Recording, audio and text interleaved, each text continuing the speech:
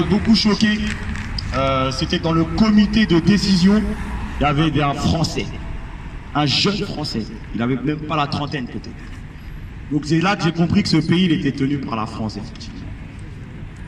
Autre chose que j'ai remarqué, c'est que j'ai eu l'opportunité de voyager dans plusieurs pays d'Afrique, et le Sénégal, c'est le pays où je dirais qui est le plus accueillant.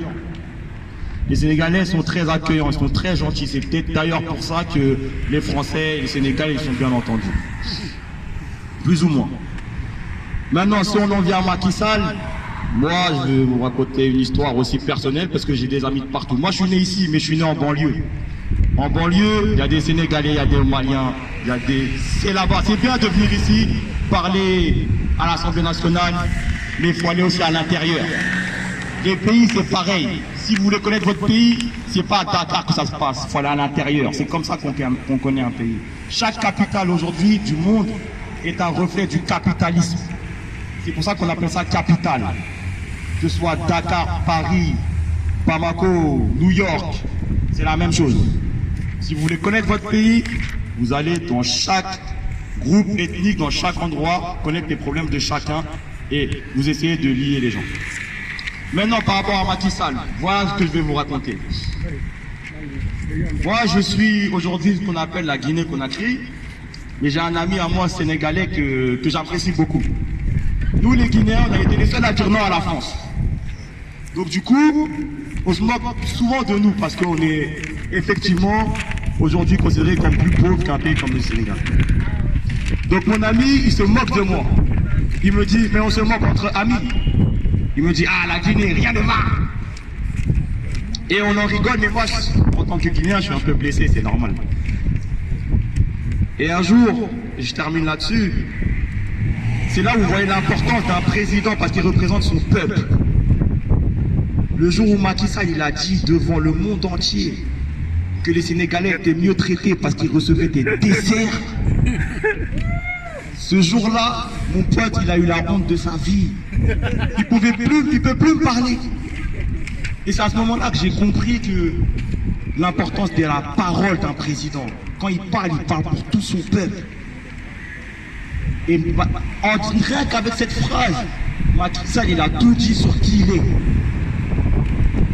Donc aujourd'hui, moi, je vous encourage à faire ce travail. Il faut faire le travail de fond. Voilà tout ce que je voulais partager avec vous. Et merci. Et bon courage et vive le Sénégal. Merci pour le soutien. Merci. Alors juste pour vous dire, juste pour vous dire aussi que sachez que Macky Sall vient de nommer dans le Conseil constitutionnel un magistrat qui a enfreint la loi puisque c'est un magistrat qui a refusé de faire sa déclaration de patrimoine. Et n'oubliez pas ça, que Madame Gom l'avait poursuivi pour cela et ça a été un des objets d'ailleurs pour se faire exclure de la direction de son, comment on appelle ça encore, l'OFNAC, voilà, de l'OFNAC. Donc aujourd'hui Macky Sall est en train de remplir notre Conseil constitutionnel d'éléments à sa botte. N'attendez rien. Aujourd'hui, quand je vous dis que symboliquement nous allons commencer la lutte sur le 3e mandat de Macky Sall, et nous, à l'extérieur, nous devons le mener devant les institutions étrangères, quelles qu'elles soient. Nous devons le mener devant l'opinion démocratique. Vous avez vu cette personne qui vient d'intervenir, il est venu en soutien à notre lutte. C'est comme ça que nous allons populariser la lutte du peuple sénégalais. La diaspora a ce rôle-là, celui de se mobiliser partout, à l'extérieur, dans tous les pays d'accueil, en respectant effectivement leurs droits, en demandant des autorisations d'intervention. Vous voyez, on nous autorise d'intervenir devant le Conseil d'État.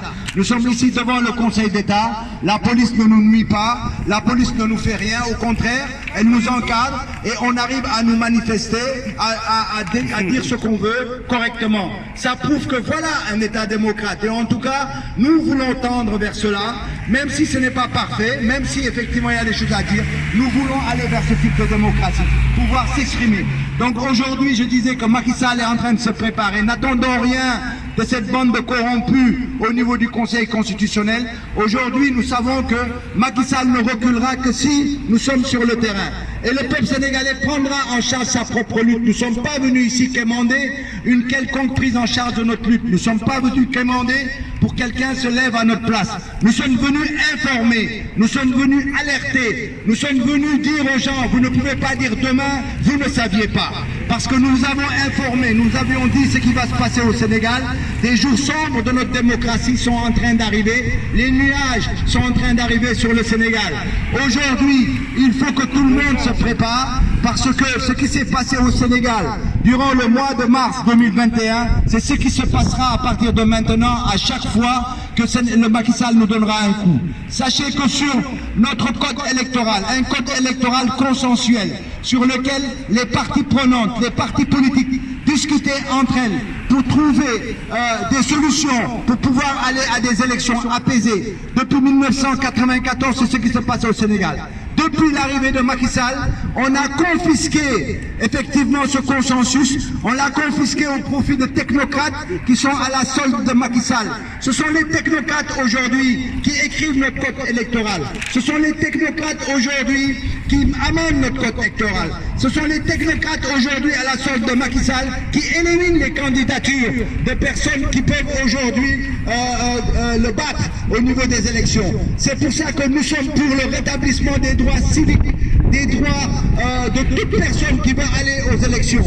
Nous allons nous battre pour cela. Macky Sall ne pourra éliminer personne. Les élections doivent être libres et transparentes et il ne pourra pas participer aux élections parce que notre code électoral interdit, notre constitution interdit un troisième mandat. Nous nous battrons pour cela, nous y mettrons toute notre force. On sait que Macky Sall est prêt à tout, eh bien il nous trouvera en face de lui. Donc nous sommes là pour vous informer, nous sommes là pour vous alerter. Nous ne sommes pas là pour vous faire prendre la charge de notre lutte qui sera historique. Nous serons là pour nous battre et le Sénégal n'acceptera pas de se faire marcher dessus par un quelconque président qui aura fini ses 2 mandats et qui devra nous laisser notre pays. Je vous remercie. Qui veut prendre la parole? Les messieurs. Merci mon ami. Merci camarade Gamjelou. Merci chers amis sénégalais de France. Merci à la préfecture de police de Paris. Merci aux forces de sécurité et de défense venues aujourd'hui nous encadrer, nous démontrer encore une fois que la France est un état de droit. J'en profite pour remercier le préfet de police de Paris, remercier les sages du Conseil constitutionnel de France. Nous sommes ici aujourd'hui grâce à la démocratie. Ça prouve aujourd'hui ce qu'on peut faire en France, nous ne pouvons pas le faire chez nous au Sénégal. C'est inacceptable. Chers amis, je m'adresse à l'opinion nationale et internationale. Le Sénégal est menacé. Le Sénégal vit dans une situation extrêmement grave d'où nous interpellons le monde entier pour éviter ce qui s'est passé en Côte d'Ivoire en 2010. Si nous ne faisons rien, le Sénégal risque de s'embraser. Et qu'on ne nous dise pas demain que l'opinion nationale et internationale n'a pas été avisée en temps et en heure. Chers amis, je voudrais vous dire tout simplement, comment se fait-il un pays comme le Sénégal, où on exploite de l'or, on exploite du zircon, on exploite du phosphate, on exploite de toutes les ressources minières, pétrolières et gazières, alors que ses propres enfants prennent le désert et la mer. C'est inacceptable. Il y a un problème dans ce pays. Et que nous n'accepterons plus que Macky Sall puisse réduire le peu de liberté qu'on avait à de simples confiscations du pouvoir. Nous ne l'accepterons pas. Raison pour laquelle nous interpellons la France au plus haut niveau, le président Emmanuel Macron, de dire la vérité au président Macky Sall qu'il est dans son dernier mandat et pour le moment même, il faut que le monde entier sache que celui qui gouverne le Sénégal est dans l'illégalité totale. Il a été élu sur la base d'un parrainage contesté par la Cour de la CEDEAO. Donc, nous exigeons immédiatement des élections anticipées au Sénégal, sans Macky Sall. Donc, les représentants des partis politiques doivent se mobiliser comme un seul homme et de faire face à l'ennemi de la République du Sénégal, qui est connu et qui est identifié. Mes chers amis, nous sommes fatigués. Les Sénégalais sont fatigués. Les Sénégalais ont soif. Les Sénégalais ont faim. Les Sénégalais ne trouvent plus d'emploi. Les Sénégalais aujourd'hui même sont prêts à quitter le pays à travers des millions de Sénégalais à prendre le désert ou la mer pour se retrouver ou à Ceuta ou à Melilla ou à Barsakh ou Barsakh. C'est inacceptable. Raison pour laquelle les patriotes que vous êtes et ceux qui sont au pays doivent se mobiliser tous comme un seul homme, avoir un seul objectif, c'est-à-dire le départ immédiat et sans condition du régime actuel de Macky Sall. Je vous remercie et je vous encourage, mes chers amis, mes chers compatriotes. Merci Benjamin. Merci beaucoup, mon grand. Alors, nous allons donner la parole à notre ami. Merci, tu vas parler. Allez.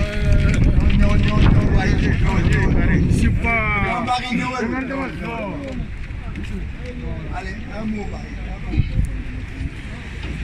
Bon, chers amis, c'est juste pour vous dire que les combats continuent. C'est-à-dire, ce combat-là, ça ne date pas d'aujourd'hui. Le peuple sénégalais, c'est un peuple libre. C'est un peuple sénégalais qui ne connaît pas ce qu'on appelle la dictature. Mais malheureusement, on a un fils qui est dictateur. Je ne sais même pas où est-ce qu'il l'a appris. Et nous, on ne connaît pas la force du pouvoir. On connaît la consensus, tout ce qui est consensus au niveau du Sénégal. Deuxièmement, Macky Sall, il s'en fout non marabout, il s'en fout non constitution. Comme je disais la fois dernière, et aujourd'hui, la constitution au Sénégal, ça n'existe même pas. C'est le seul homme. C'est lui qui est le président de la République, c'est lui qui est à l'Assemblée nationale, c'est lui qui a la justice, c'est lui qui a le décret.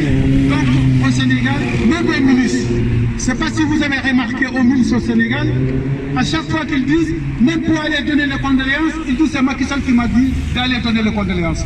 Donc ça veut dire qu'aujourd'hui, Macky Sall est devenu un demi-dieu au Sénégal. Donc je vous dis, mes frères et mes sœurs, faites-nous très attention. Il faut que se mobilise, qu'on mobilise ensemble, qu'on travaille ensemble, qu'on puisse faire tout. C'est pas pour barrer la route, mais c'est pour les éjecter. Parce qu'il est temps d'éjecter Macky Sall. C'est pas question de discours, ça ne sert à rien, on revient, on est pauvre et tout ça. C'est pas ça qui nous intéresse. Ce qui nous intéresse aujourd'hui, c'est de dégager Macky Sall avant même les élections. Parce que Macky Sall n'a pas le droit. Il n'a pas le droit de demander un troisième mandat. Et il a tout fait. Là, actuellement, il travaille pour le troisième mandat, tout le monde le sait. Il a 7 ans d'avion combien? 60 milliards. Bon, franchement, c'est là on devait même aller à l'aéroport récupérer l'avion. Le Sénégal ne doit pas rester de regarder un avion qui coûte 65 milliards et les Sénégalais n'arrivent pas à tout soigner. Et aujourd'hui, vous voyez le cimetière au Sénégal, tous les fournisseurs sont pleines. Mais c'est quoi ça qu'on paye? Mais quoi? Les Sénégalais, ils attendent quoi? C'est pas question de discours. C'est terminé ce discours-là. Je répète encore. On est en face du Conseil d'État. Mais le Conseil d'État, il n'y a pas au Sénégal, ça n'est pas le Conseil d'État au Sénégal. Il y a qu'une seule personne qui existe au Sénégal, c'est Macky Sall. Maintenant, comment faire pour le dégager? C'est ça ma question. Je vous remercie. Merci beaucoup, Jean-Marie, merci beaucoup. Alors, Maïssa, il est où Maïssa? Maïssa, qui prend la parole, on est Ibrahima. Le PDS, on demande le PDS. Alors, Maïssa. On demande le PDS. Le PDS est là. Je pense que l'essentiel a été dit, je ne vais pas être long. D'ailleurs, dans de pareilles circonstances, franchement, je pense que certains mots ne sont pas les bienvenus. J'ai l'habitude de dire que le Sénégal est le seul pays au monde où l'opposition n'a qu'un seul droit, celui d'aller en prison. Mais je vais rajouter aujourd'hui que le Sénégal est le seul pays au monde où les décisions du Conseil constitutionnel sont rédigées par le principal conseiller juridique du président de la République, Madior Fall. Madior Fall ou Madior je ne sais pas quoi. Le Sénégal est le seul pays au monde où l'opposition, en tout cas les principaux challengers du président de la République, sont écartés de manière arbitraire sous le regard complice du Conseil constitutionnel. Le grand frère Malik Youm du Parti socialiste de Khalifa Sall a dit tout à l'heure qu'au Sénégal, si le Conseil constitutionnel parle, les gens se bouchent les oreilles.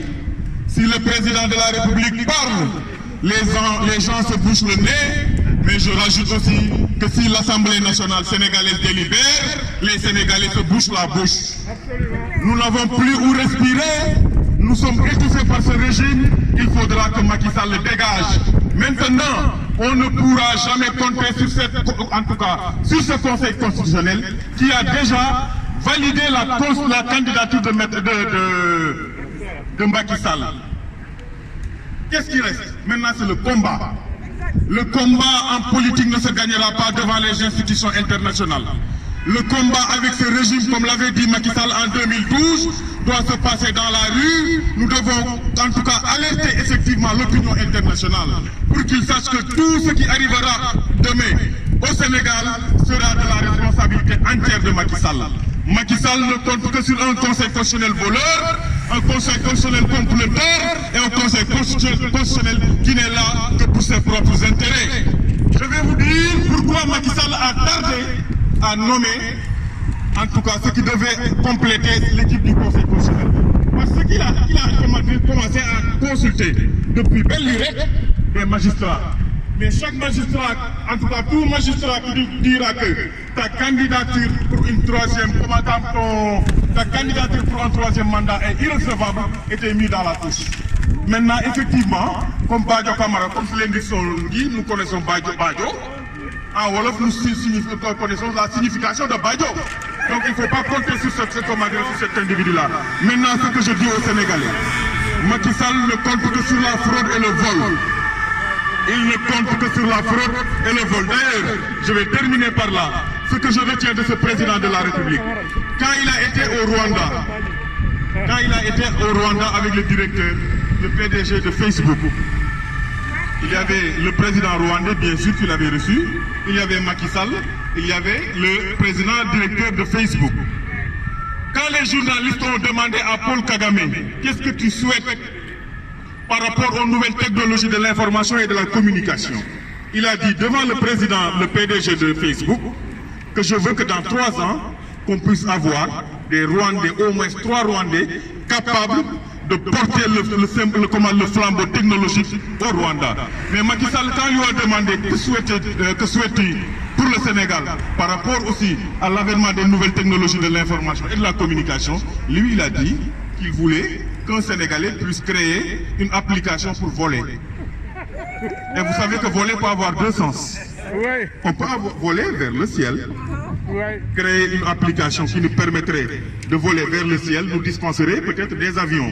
Mais voler aussi peut avoir un autre sens, et le sens que Macky Sall en tout cas a donné à ce mot-là, c'est voler des élections, voler l'argent du peuple sénégalais, voler l'espoir des Sénégalais, et ça aucun Sénégalais ne devra l'accepter. Donc vive le Sénégal, vive la République, vive la démocratie, et non à une 3e candidature de Macky Sall. Je vous remercie.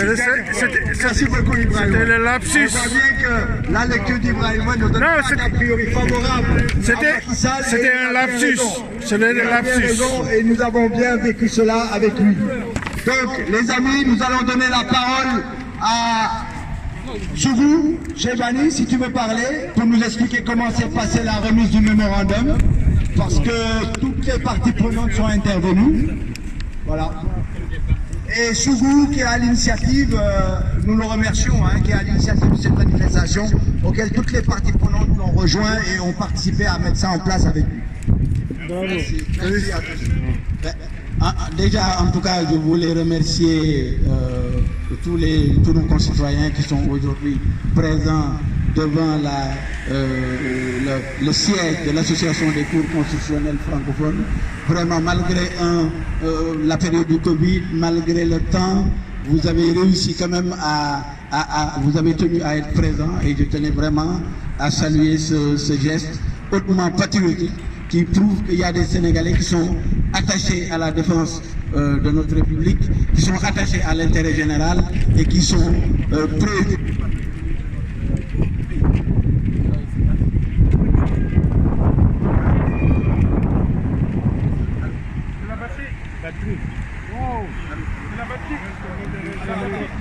Mais je pense qu'on peut entendre quand même. Ouais, on va entendre. Ouais. On va y aller sans micro, c'est pas grave. Bon, les gens ne vont pas entendre, mais nous on va entendre. Ouais,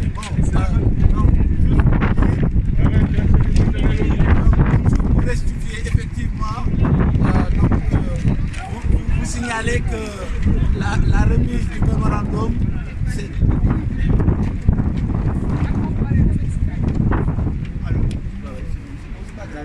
Allô. On va essayer. Non, sans micro, c'est bon. Sans micro. Donc, pour vous restituer effectivement la manière dont la remise du mémorandum s'est déroulée, donc ça s'est très bien passé. Nous avons été reçus dans l'enceinte de l'association des cours constitutionnels. Un membre du Conseil constitutionnel français nous a reçus. Nous avons eu un temps d'échange qui a duré à peu près 7 minutes. Ces 7 minutes nous ont permis d'exposer les raisons pour lesquelles nous avons souhaité, en tant que collectif des Sénégalais de la diaspora, pourquoi nous avons souhaité de remettre le mémorandum. Nous avons expliqué effectivement les liens séculaires qui existent entre la France et le Sénégal. Nous avons expliqué aujourd'hui que le Sénégal et le Conseil constitutionnel du Sénégal est membre de l'association des cours constitutionnels francophones, et qu'à ce titre, il était important pour nous d'alerter l'association des cours constitutionnels francophones sur les dérives et les manquements extrêmement graves qu'on est actuellement en train de vivre avec le Conseil constitutionnel sénégalais. Et je dois dire que nous avons eu une écoute extrêmement attentive de la part du membre, du représentant du Conseil constitutionnel. L'échange a été très constructif et fructueux.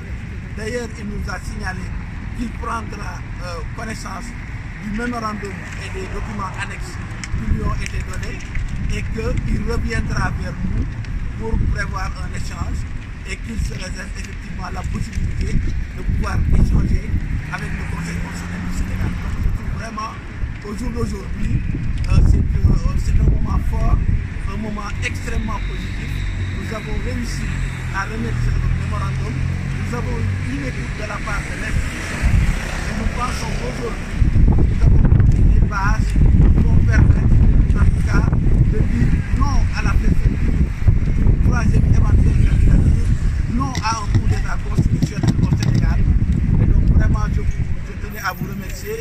Je ne vais pas être long, mais c'est cette mobilisation extraordinaire. Et ce n'est que le début, ce n'est que le premier pas d'une longue marche jusqu'en 2024. Juste pour conclure, en fait, donc dire vraiment que nous avons eu une écoute extrêmement attentive, nous avons eu un échange positif avec le représentant du Conseil constitutionnel. Et nous sommes convaincus qu'au terme de cet échange, il va y avoir effectivement des opportunités d'échange avec cette institution. Et effectivement, nous pensons que le Sénégal, en tout cas le Conseil constitutionnel, sera en tout cas remis à la raison par rapport à toutes les forfaitures, à toutes les dérives qu'on connaît. Je vous remercie. Merci.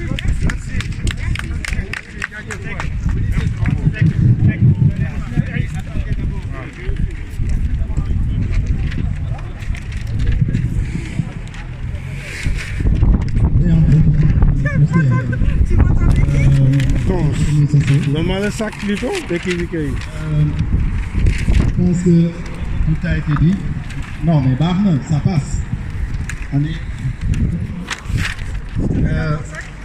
Ce qui a été dit est clair. Donc aujourd'hui, cette journée, en tout cas, cette manif est au-delà du symbole, est très très important pour tout le monde, en tout cas pour tout le Sénégal.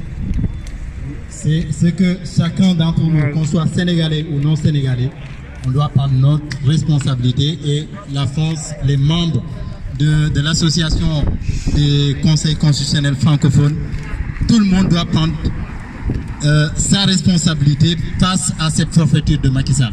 Nous, notre demande reste la même. Le retrait de ces lois liberticides, qu'elle soit l'article L29, L30, que ce soit la loi dite antiterroriste concernant le code pénal et le code de procédure pénale. Et cette décision du Conseil constitutionnel sénégalais doit être rejetée. C'est ce que nous demandons et nous espérons que ça se fera. Entre combattants et entre camarades de lutte, la lutte ne fait que commencer. On a encore 24 mois ou quelques. Et il faut s'attendre que tous les mois, qu'on se bat quelque part. Que ça soit à Paris, que ça soit à Lyon pour ceux qui sont en province, que ça soit à Marseille, que ça soit en Belgique, à New York. On se prépare et j'espère qu'on aura les moyens de mener cette lutte dans la diaspora et que Macky Sall, cette troisième mandat de Macky Sall, cette troisième candidature, parce que mandat mon doigt, mais troisième candidature, qu'il n'y ait pas de troisième candidature. Je dis que la démocratie ne peut pas reculer. Et puis, on a déjà combattu la troisième candidature, troisième mandat n'y est pas. Donc, il faut que nous parvenons à gagner le combat contre la troisième candidature. Je vous remercie et mes encouragements à tout le monde. Assalamu alaikum. Ousseynou Seck, si vous prenez la parole, il va clôturer.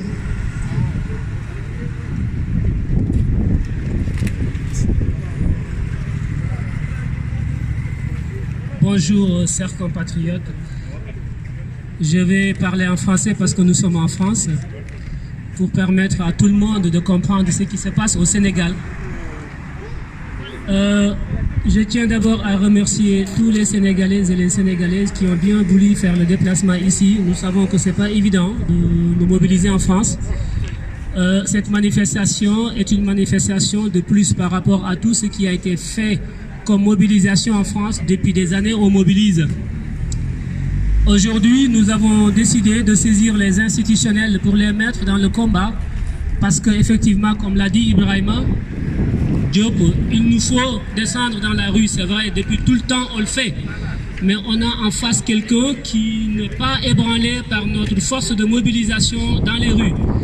Alors il nous faut dans ce cadre donc multiplier les moyens de lutte. C'est ce qui nous a poussé aujourd'hui d'inventer cette méthode qui consiste donc à aller parler, informer, faire des plaidoyers, expliquer donc le juridisme dans lequel le gouvernement de Macky Sall s'est lancé depuis 2012, à savoir donc un juridisme de micmac, un conseil constitutionnel qui n'est là que pour un parti qui est celui de Macky Sall, et qui, à chaque fois que l'opposition le saisit, rejette totalement l'ensemble des revendications ou des recours de l'opposition. Je disais tantôt dans un live aux Sénégalais qui nous regardent que, ironiquement, aujourd'hui, nous sommes sur la place du Palais Royal. Le Palais Royal, c'est la place qui fait face, en fait, au palais du roi de France, Louis XVI. Il y a quelques semaines, c'était le 14 juillet, une date symbolique qui marque la Révolution française de 1789. Eh bien, il faut qu'on rappelle l'histoire. Si aujourd'hui nous sommes là en liberté pour manifester par rapport à des droits que nous voulons chez nous au Sénégal, ici en France, c'est parce que nous avons vu qu'en France, en 1789, après la révolution de Thierno Souleymane Baal, dans le Fouta Toro, la France s'est battue pour créer la République française et arrêter la monarchie, avec Louis XVI qui était le roi, le monarque, et qui habitait juste en face de là où on manifeste aujourd'hui. Son palais est transformé aujourd'hui en un musée qui est visité par le monde entier. Donc notre manifestation d'aujourd'hui est une manifestation qui a plusieurs symboles, sur le plan juridique, mais sur le plan aussi de l'histoire. Que nous soyons aujourd'hui au même titre que les Français en 1789 qui étaient sortis dans la rue avec des pancartes, avec des sacs remplis de sable pour faire tomber la monarchie française qui aujourd'hui ressemble à celle de Macky Sall au Sénégal. C'est la raison pour laquelle nous, Sénégalais vivant en France, nous nous sommes réunis aujourd'hui symboliquement, comme les Français se sont levés en 1789 pour dire ça suffit la monarchie, nous voulons une république laïque et démocratique. C'est à ce titre que nous, Sénégalais aujourd'hui, nous sommes ici aussi pour dire à la monarchie de Macky Sall que ça suffit. Nous voulons une république laïque avec des institutions qui fonctionnent. Le Conseil constitutionnel sénégalais est membre de l'association des cours constitutionnels francophones. Nous sommes un pays francophone. Nous avons des relations avec la France depuis des siècles. C'est l'histoire qui en est ainsi. On ne peut pas l'effacer. Nous partageons une langue aujourd'hui qui est audible par vous les Sénégalais, mais par les Français qui passent. Ça, c'est une histoire. Alors, cette histoire qui se trouve aujourd'hui être celle qui a réuni les Français et les Sénégalais autour d'une langue qu'on appelle la francophonie, a créé une association qu'on appelle l'association des cours constitutionnels francophones, dont le Conseil constitutionnel sénégalais est membre. D'ailleurs, par ironie du sort, c'est Pape Omar Sakho, le président du Conseil constitutionnel sénégalais, qui est le premier vice-président de l'association. Par ironie du sort. Nous avons regardé tout ce qui s'est fait au niveau de l'association, parce qu'on les auditionne, on regarde ce qui se passe dans chaque pays membre. Est-ce que le droit constitutionnel est respecté? Est-ce que, voilà, on est dans le droit? Parce que la francophonie, dans ses statuts, dit promouvoir les valeurs universelles de démocratie, de liberté et de respect quand même des normes. C'est ce que la francophonie dit. Je parle sous le contrôle de M. Seybani. Alors, Pape Omar Sakho, de temps en temps, remonte à Paris ou au Canada, là où l'association se réunit. On les questionne sur les questionnaires. Chacun dit comment sa cour constitutionnelle ou son conseil fonctionne. Pape Omar Sakho, eh bien, quand vous voyez ce qu'il explique au sein de l'association, vous vous dites que nous sommes le pays le plus démocratique au monde. Nous avons le meilleur conseil constitutionnel au monde. C'est ce qu'il raconte, Pape Omar Sakho, avec ses homologues étrangers, canadiens, français, belges et tout.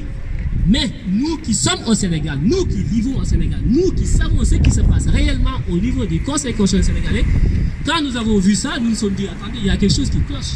Alors, nous avons décidé donc de mettre en parallèle ce que Pape Omar Sakho, président du Conseil constitutionnel sénégalais, dit ici en France et ce qu'il fait au Sénégal. Et quand vous voyez ça, c'est dans le mémo, et puis il y a d'autres documents qui n'ont pas été ajoutés, qui vous seront partagés, vous voyez qu'effectivement, ils s'en rendront compte. Tout à l'heure, quand on a été leur remettre le document, on leur a dit que nous sommes là pour vous alerter par rapport à ce qui se dit ici, de façon normale et bien écrit et tout ça, et ce qui se fait ailleurs.